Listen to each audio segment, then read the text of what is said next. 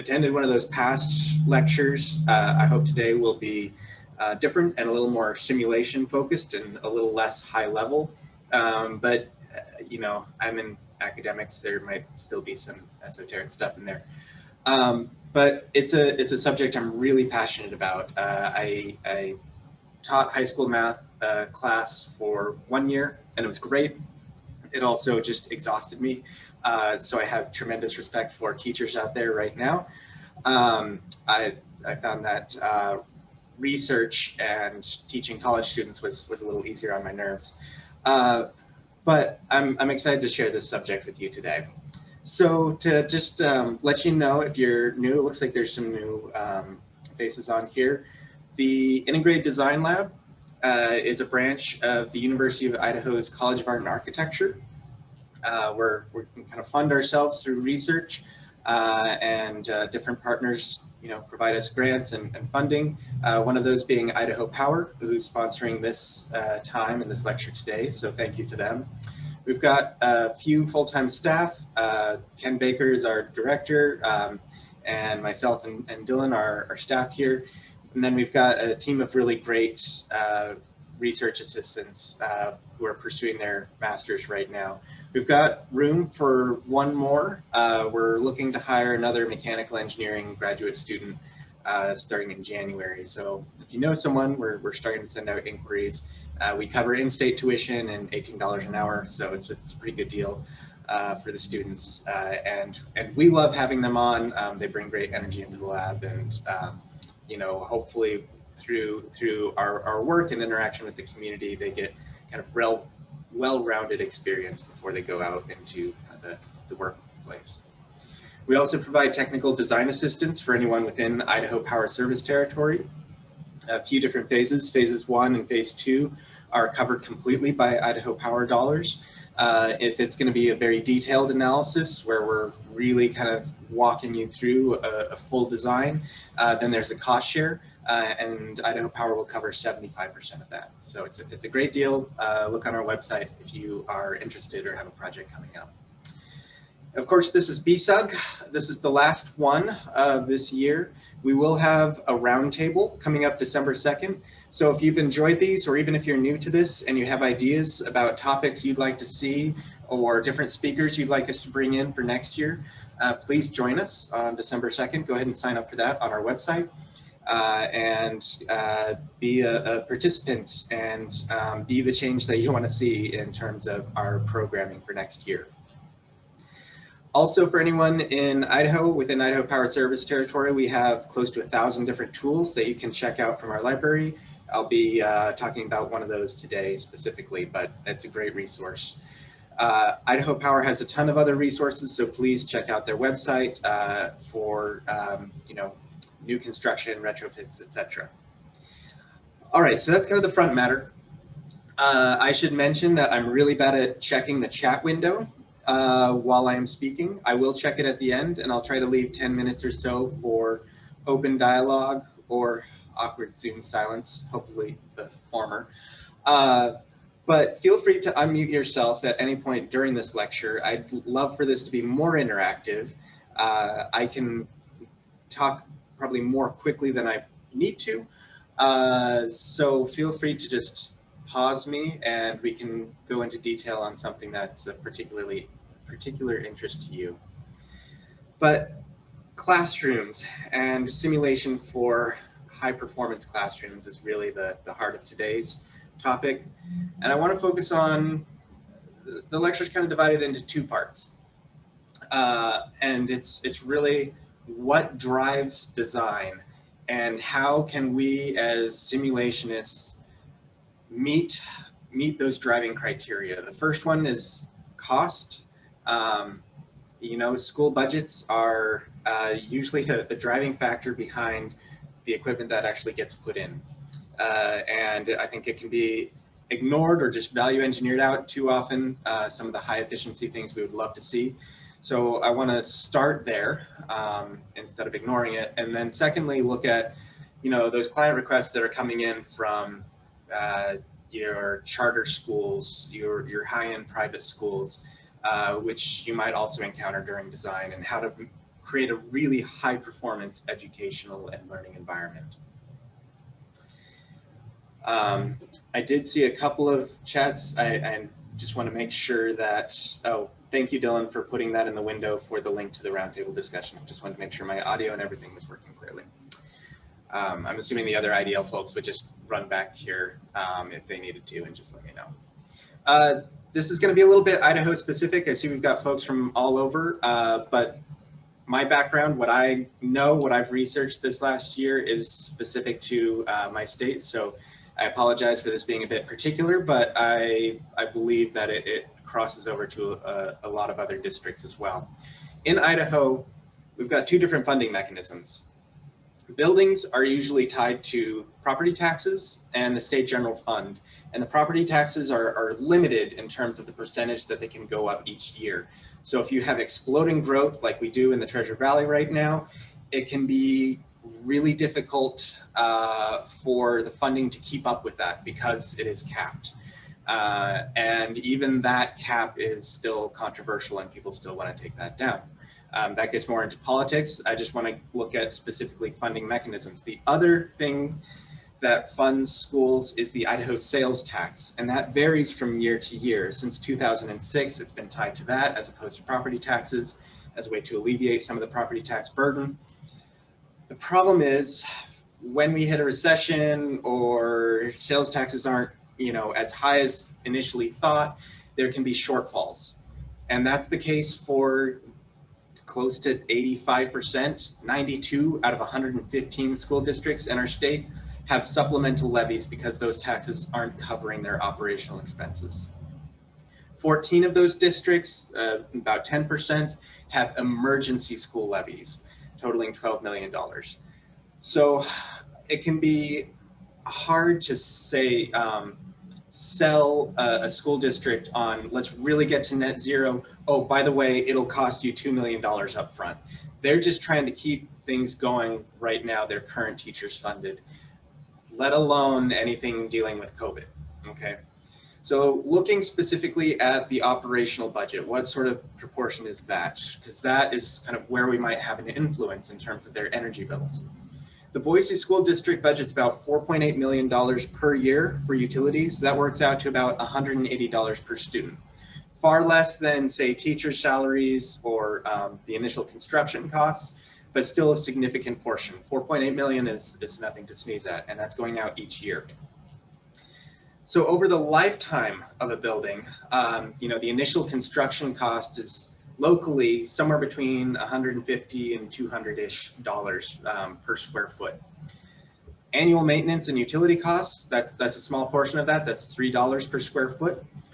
But if you consider the lifetime of that school, which might be 50 years or so, then the lifetime maintenance and utility costs add up to about the same as the initial construction costs.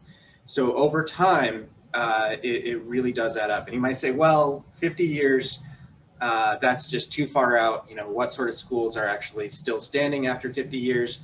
Locally, most of them. Most of our schools, this is just a kind of a scattering sample of what's in our area. And you can see the building ages are from, all the way from 0 years. I didn't necessarily include those, but older buildings that have been around 50 plus years are still here. They're still paying the utility bills that were tied to that initial design. Okay, so when it comes time to construct a new building, I think it's important for us as energy modelers to really work with the clients, work with the district, and determine what their horizon is actually looking at. Are they looking at a 20-year or a 50-year payback? Are they looking to just break even by year 10? Or do they only have the availability to look at energy efficiency measures that might appear by year 5? So that's step number one for us, is figuring out what timeline our client is kind of willing to endure for a payback. Second is setting a goal. And Portfolio Manager is a great way to do this. Before you know anything else about the envelope of the building, you will know, hopefully, the location, the number of students that are going to be there, and kind of its operational hours, if it's going to be a year-round school or just a typical academic year. You can put that information in, everything that you know so far, into Portfolio Manager, free resource from Department of Energy, and you will automatically see how that new construction compares to other schools of the same size, age, and location. From that, you can kind of project ballpark figures, what they might be spending on their utility bills. Okay, so that's just super early concept design, and setting kind of a goal and coming up with ballpark figures of EUI and dollars spent per square foot on energy each year. All right, moving a little bit past that is within Open Studio, you can create a prototype. Pacific Northwest National Lab has these Department of Energy prototype models that you can use for both a primary and a secondary school.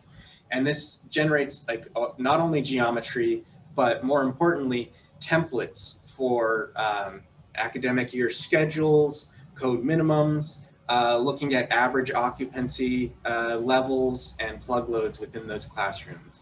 So it's a really great starting point. You can then kind of adapt the geometry if you want, or just have this, I often have this open in a different window, and I pull from that library of different schedules and plug loads and the like as I'm creating kind of a more specific model.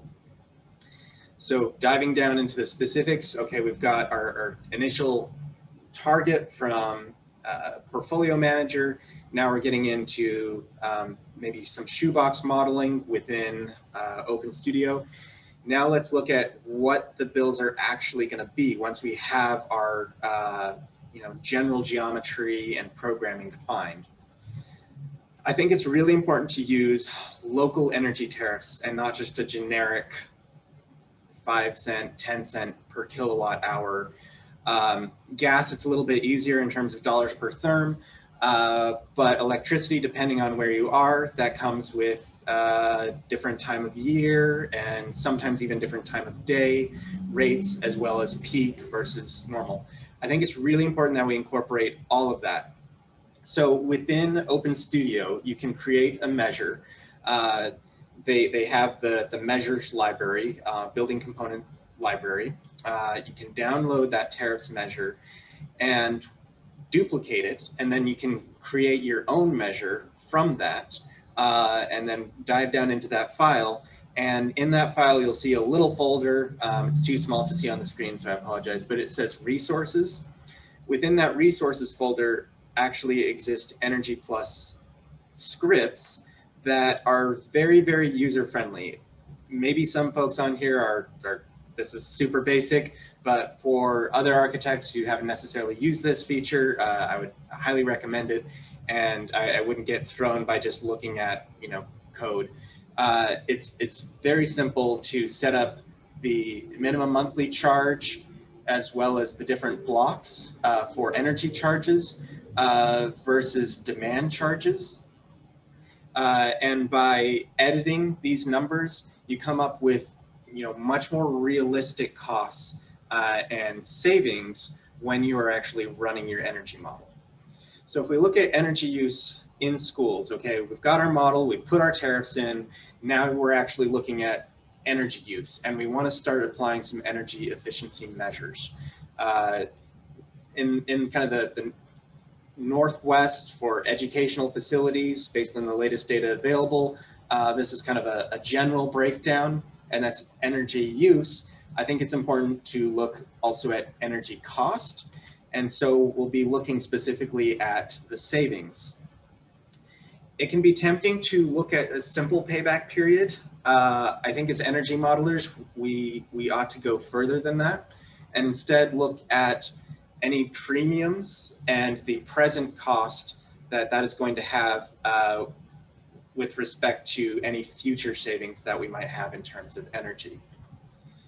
So back to kind of basic economics, dollars in the future are worth less than dollars currently, right? You'd rather, most well, let's say the economic imperative is to have dollars in your hand as opposed to dollars that you can't access for a number of years.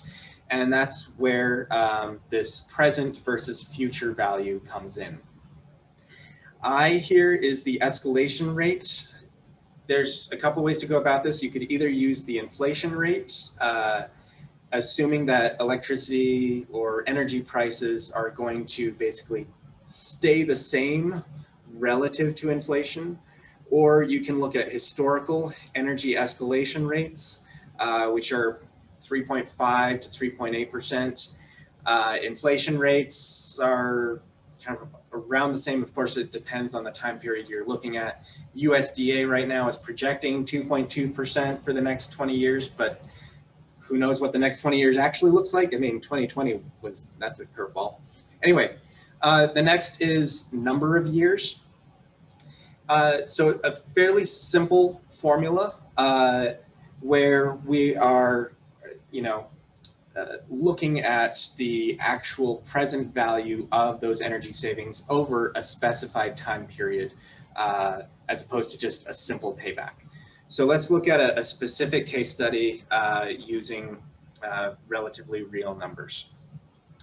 So this is out of Redcar Analytics. They ran a study on commercial HVAC return on investment for very high efficiency dedicated outdoor air systems as opposed to rooftop units for schools, offices, and retail.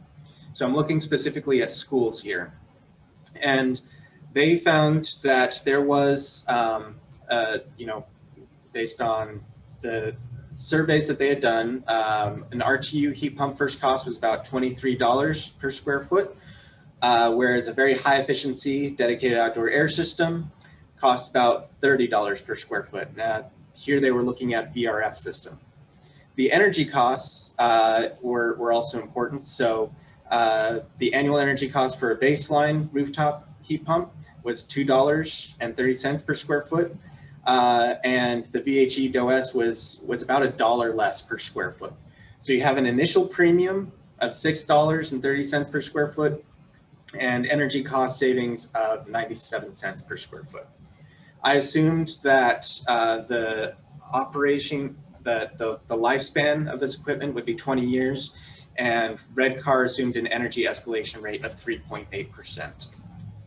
So what does that actually look like over the lifetime of the building? Had this been just a simple payback and we weren't incorporating that escalation rate, you would have seen much higher projections of savings, but those would have been in kind of unrealistically inflated dollars, if you will. And so what we want to pick out from a graph like this, and you can put this together as soon as you've got, bids back from your contractor on a couple of different systems, and you've got some energy saving cost ideas from your Open Studio model, is to look once again at, okay, what is my horizon? Is the school board going to be okay with a 6 to 7 year payback, which is about where this breaks even? Or are they interested in the savings over 20 years? In this case, there's about a $750,000 premium for this school, but over 20 years, they end up returning $750,000 in present value dollars to that district. So whether or not this efficiency upgrade is going to be worth it really depends on the horizon. So that's why it's important to set that up first. Now, this is just looking at pure energy dollar savings. The other thing that takes up a lot of school budgets and school time and headaches is maintenance. So that's one thing that I did not consider in that last analysis, but I think we should, especially when speaking to schools, is look at the cost of those filter replacements over time. With a dedicated outdoor air system, they've got much smaller face areas as opposed to a VAV. And therefore, over time, they've got smaller fan operating costs and smaller filter replacement costs. So that can add up significantly. And this is a baseline dedicated outdoor air system. from the ASHRAE design guide. It's a really great resource. So incorporate and also look at how those filters are being changed and how many of them, with the dedicated outdoor air system, you're going to have more internal terminal units as opposed to a VAV, so more filter changes inside, but less maintenance outside. You've got to kind of weigh those differences and communicate as much as possible with the future owner of the building, whoever's going to be operating it, so they don't get angry or upset or are stretched far too thin by having them run around the building when they don't have the time or the personnel to affect all this maintenance that's needed. The other thing is, okay, we've got these like general numbers. So let's make that particularly relatable for schools. Their eyes might just totally bug out at that initial $750,000 extra in first cost, that premium of going to a higher efficiency system. Not that all higher efficiency systems need to come at a premium. You can downsize your loads and come up with cost savings down the line through that. But oftentimes, unfortunately, it is kind of the case that there is a premium in some of these emerging technologies. But instead of just focusing on that, look at what matters to the school, which is their students. So looking at that kind of return on investment over a 20-year lifespan, here I was just looking at a 10-year lifespan. So starting in 2030, every student in this school would have an extra $100 basically in school budget that they could spend on school supplies, or maybe not running their parents ragged and PTA fundraisers. Make that number really come home to them, right? Put it in terms that are really relatable. So look at how many students are going to be in that building, and then associate energy costs in terms of dollars per student. And I think that can make less kind of, eyes glazing over at engineering figures and charts, and really bring it home in terms of the impact on everyday families that are going to be attending this school. All right, so I've mentioned dedicated outdoor air systems. What sort of other systems should we be simulating within schools? Thankfully, there's some really great design guides out there. I don't have time to go into all of the recommendations, nor could they be contained within a 45-minute lecture. But these are really great resources. Chapter 4 of this Advanced Energy Design Guide is all about energy modeling for schools. So it's a fantastic resource in terms of kind of a more design side and setting up that kind of whole, getting everyone on board initially and making these decisions early on about time horizons and how we can incorporate these different technologies into a school that might leverage off of each other and accumulate savings. The New Buildings Institute has this Getting to Net Zero charrette toolkit that I would highly recommend using. And this isn't necessarily super far-fetched. There is a kind of local-ish example, if you'll have it, at Utah. This is Odyssey Elementary. So VCBO architecture was in charge of this. They put in a ground loop heat exchanger and used indirect evaporation for a lot of their ventilation. 84,000 square foot school, 650 students in that school. And they found a return on investment, a break-even point of about 8 to 9 years for this site, which made it very, very compelling for them. The great thing about this is, well, maybe not great, but the energy savings were not overestimated. In fact, the real performance data has outshined what they were initially expecting, and their usage is quite low, and they're saving quite a lot in terms of their dollars per square foot, 40 cents below what their baseline model was looking at. They're also trying to get to net zero, so they put up a lot of solar panels. Those actually have a much longer payback period, close to 20 years. I think we should really focus on efficiency first. Anyway, feel free to click on this link when this slide deck is posted. It's a short overview, but I think they offer some really good insight for a school district that made this work in a conservative kind of northwest climate area. This is also climate zone 5B. So a great example locally. And, you know, this is kind of transitioning from, you know, okay, just driven by cost into, all right, how do we simulate for super high performance? So what if we encounter a client that wants to meet the, say, living building challenge or get LEED certified? You know, they've got the money, it's a relatively wealthy area, or they're building a charter school and they want to just shoot for the stars. Really fun design challenge, right? So let's look at the factors that actually make a classroom good and some simulation tools that we can use to assess that. I think there's 4 key components. It's got to be comfortable mainly, and that has to do with temperature of the students, the air quality, especially important right now, light and glare, as well as noise within the classroom. So focusing number 1 on temperature, there's a fair amount of data available. You can look at some of these studies on how thermal comfort actually drops student performance. All right, so that's kind of an argument that can be made. I go into more detail on that in my more general lectures. I think it's important for us as simulationists to consider what are the surface temperatures.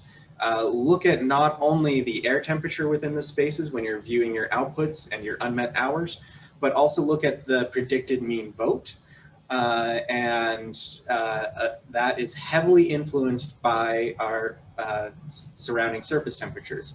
So if we look at our design day and it's a particularly cold, you know, winter day, and we've got students that are sitting right next to a single pane window, not only is that window going to be cold, it's going to have such a temperature differential with the rest of the room that you're going to basically simulate drafts, if you will. This air is going to stick and drop cold air temperature on the students on this side of the classroom, which is going to feel very different for them than the students here on this side, making kind of an inequitable learning environment. Whereas if we look at a triple pane window, that interior surface temperature is much closer to the overall air temperature. All right, so how do we as simulationists work on that and examine that during design? The Center for the Built Environment has a wonderful free online tool. It's the MRT tool. And you can put in your design day conditions in Open Studio. You can output the specific temperatures and just run it for, you know, a couple of design days. You don't have to run the whole year, and not necessarily for every classroom, but just for a classroom or two that are of concern. And look at the interior surface temperature of that window, of that wall, versus say the interior surface temperature and air temperature on the other side of the room. You can also use the predicted mean vote tool within Open Studio. I found it to be a little hard to work with in terms of placing the occupant where you want. So what I prefer to do is to get my surface temperature outputs from Open Studio. You can use your user scripts to get those specific surface temperatures and then plug those temperatures into the CVE MRT tool and get a very quick visual, and you can kind of move your mouse around and see particular areas of the classroom and where students might be sitting and make sure that it's kind of an even learning environment for them. So that's one tool that I would highly recommend. Air quality, very important for us right now. So I put this, started kind of putting together the whole classroom high performance quality presentation last January. So this was like even before COVID. There are a number of studies that show how proper ventilation really decreases absences from illness, as well as just improves student focus and the speed at which they can complete assignments. So let's give teachers all the tools available to them to really manage a classroom well by not having students just yawning all the time from high CO2 concentrations within the room. How do classrooms actually perform if we look at the data? A study out of Tulsa, this was a few years ago, but so I hope things have changed since then. But back in 2011, 94% of classrooms that were surveyed fell below code minimum recommendations for classrooms. Classrooms require really high ventilation rates. If you don't already, use ASHRAE 62.1. I mean, you kind of have to legally. But if you take a look at the actual tables for ventilation rates for classrooms versus offices, they're about twice the level. Because children have different metabolisms, and it's really vital that they have proper ventilation within the rooms because they absorb chemicals and even CO2 faster than us old lumbering adults do. Not only does proper ventilation reduce germs, but also, fresh paint, VOCs, right now cleaning surfaces, as well as, say, automobile exhaust that might be being sucked in from outdoor windows if it's next to kind of the parking lineup that the parents form each day. One example to really bring home the importance of this right now is not just in terms of students, but also in terms of teachers. There's a really fascinating article that's out of Idaho Education News last week. And there's a fantastic kind of award-winning teacher who abruptly retired because she felt that it was no longer safe because the ventilation within the space was just not adequate. And that was one of the driving forces of her retirement. Had that school been designed in a different way or had more ventilation options, perhaps she would have stayed on. The principal also made a remarkable statement within this article, and I'd recommend just reading through it, is that we are going to sacrifice comfort for ventilation. This was his response. It's like, I know it's not great in there. We're just gonna open up the windows and people are gonna be cold. We'll try and blast the heaters, but that's the best we can do right now. Granted, this is an old school. There are limitations to some of the retrofits that might be done structurally within that space. I don't know, the full details of that. But I think it's important, as we're very aware of COVID right now, thinking of future-proofing for whatever comes next. Hopefully it's not as bad as COVID-19, but maybe COVID-35 is just a really bad flu year, right? By improving ventilation within spaces, we can kind of argue for, in design, really better performing spaces than just relying on code minimums. I think we can do better than that. And I'd really advocate for using a dedicated outdoor air system rather than trying to recycle air within the space. Light. All right, so this is getting outside of my thermal area of expertise. Dylan can speak to it a bit more if you have kind of more lighting questions, as well as Kevin Van Den Weimelenberg's lab and group work over at Energy Studies and Buildings, ESBL, over in Oregon. But Dylan here also can help train on daylighting simulations, because good daylight really matters. It's been shown to actually increase student test scores and increase the speed at which students can complete their assignments, because less of their brain power is focused on squinting and more of it can be focused on processing the information at hand instead of trying to decipher what is it that I have in front of me. So good daylight really matters, but it's more than just putting windows into a space. here's an example of light coming into a room and the way that our eyes automatically adjust for that brightest spot. Our pupils are going to shrink and the rest of the room is going to look quite dark, making it hard to read what's written on this board, especially for students that are sitting closer to this window as opposed to students that are sitting over here and might have a different visual perspective. All right, so it's important to kind of design these spaces. So how do we as simulationists do that? I'd highly recommend the Daylighting Pattern Guide. This is a free resource, particularly the fixed building shading pattern for classrooms. You can see the effect that it actually has, adding, say, external shading as well as a light shelf, adding blinds, and see not only kind of simulation results from that, but like a very clear rendering of what this is going to look like in real life. And I think that's something that we ought to convey to clients, is especially if we're going to go to the extra effort of actually doing this, which I think we should, then tell them why we're doing it. Show them the difference of a high performance space versus just meeting legal minimums. As Tim Johnson would say at CTA, I think we can do better than that.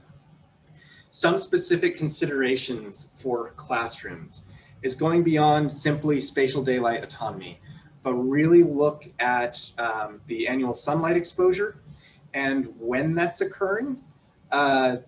If we go back here, you might say, well, my ASC number is super low. Don't look at just a number, but look at how often the students sitting in this row are going to be squinting.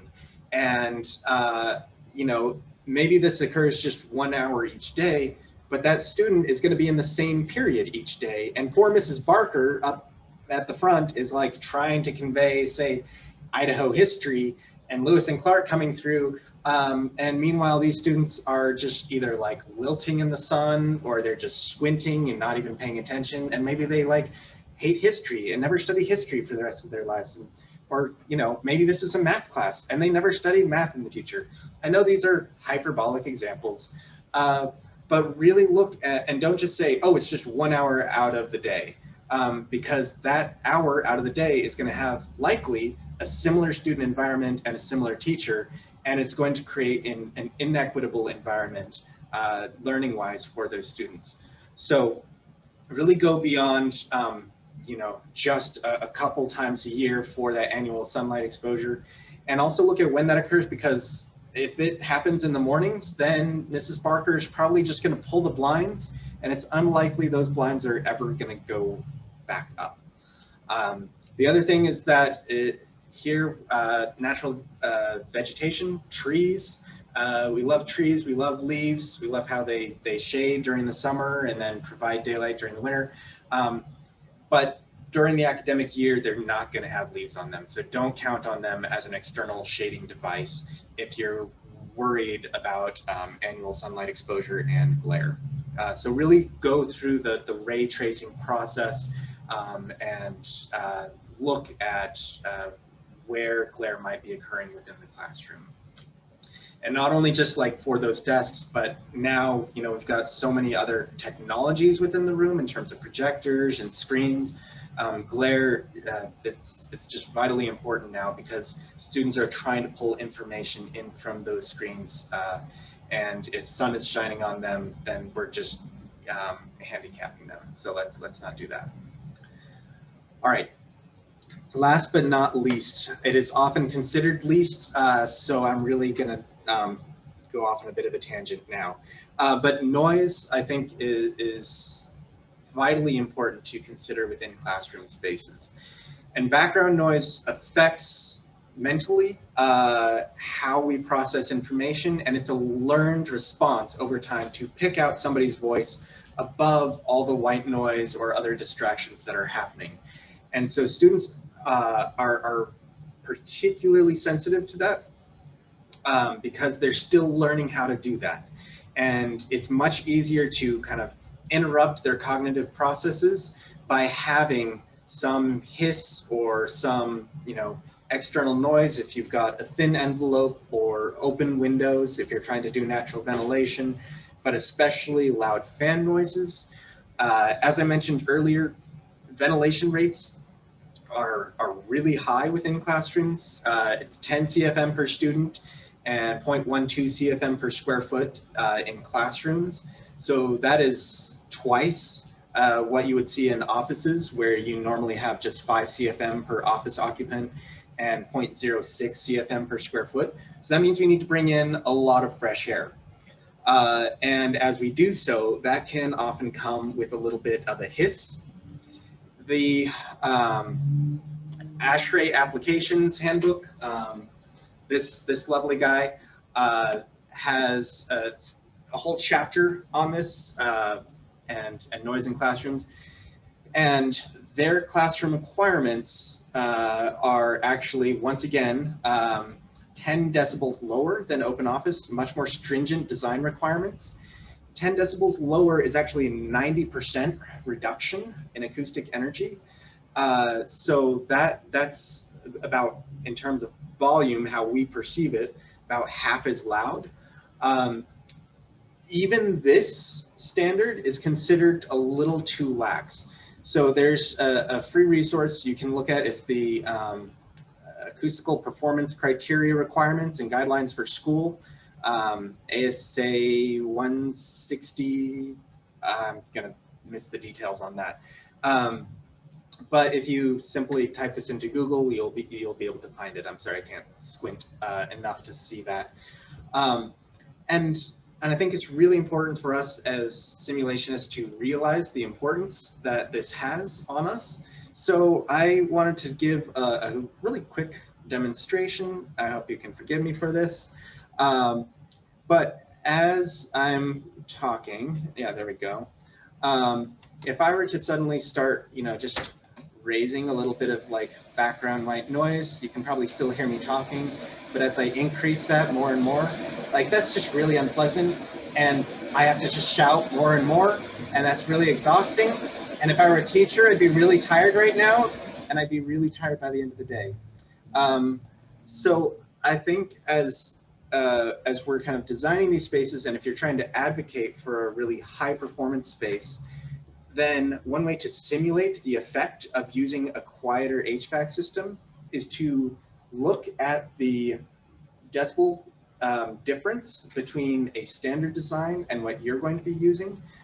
You can find some kind of generic numbers from the ASHRAE handbook based on discharge rates and volumes and feet per minute and the type of diffuser that you have.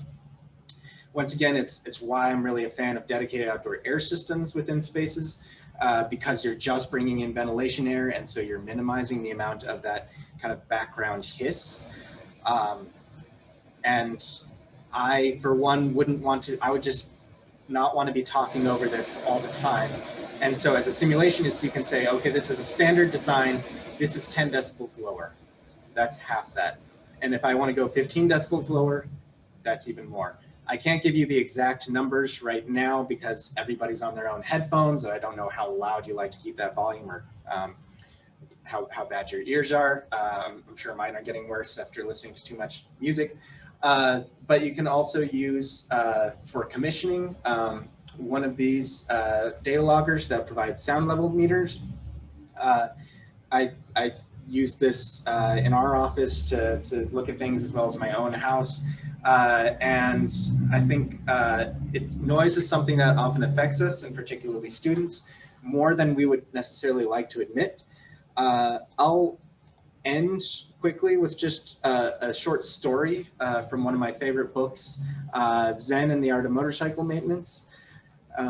So this is Robert Piercig's book. It's kind of an autobiography about a journey, but kind of an exploration into technology and how we deal with it. So he said, I visited a friend's house and noticed a dripping faucet.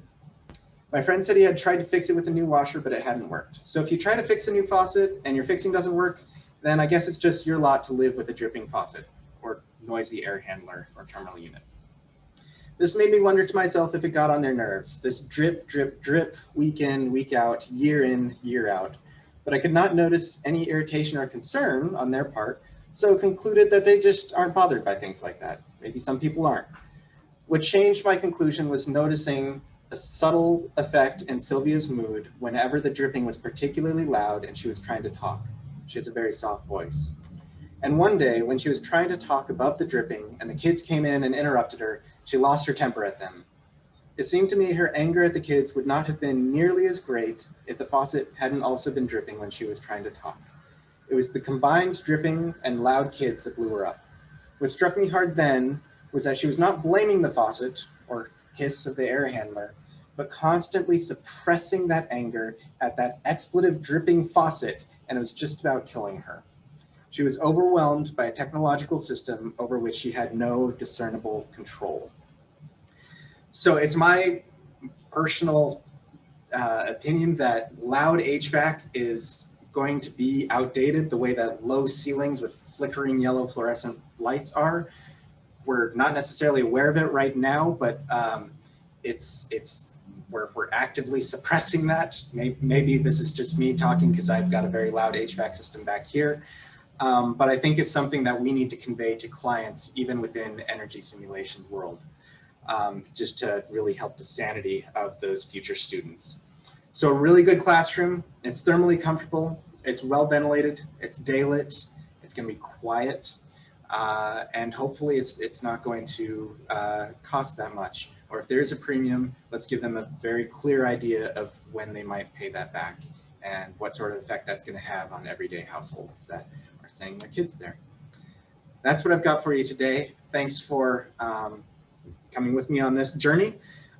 Feel free to unmute yourself and ask questions. Dylan is also going to launch a poll here on how I did. I don't always look at these, so feel free to be very honest and just tell us how we can do better at these BSUG talks, any future talks that you would like to see or would make you particularly likely to attend.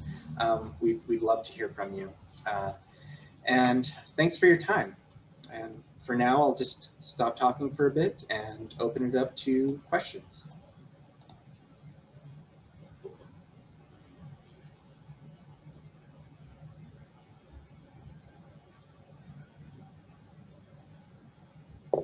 I'll also start looking at the chat window so I don't miss folks. Dylan, thanks for putting that article in there and the links to the other NREL document.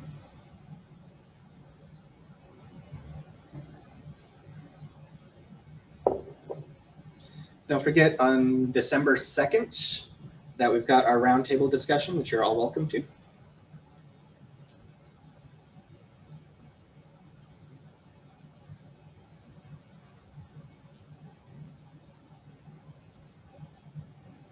If you've got an ongoing school project that we can help out with, let us know.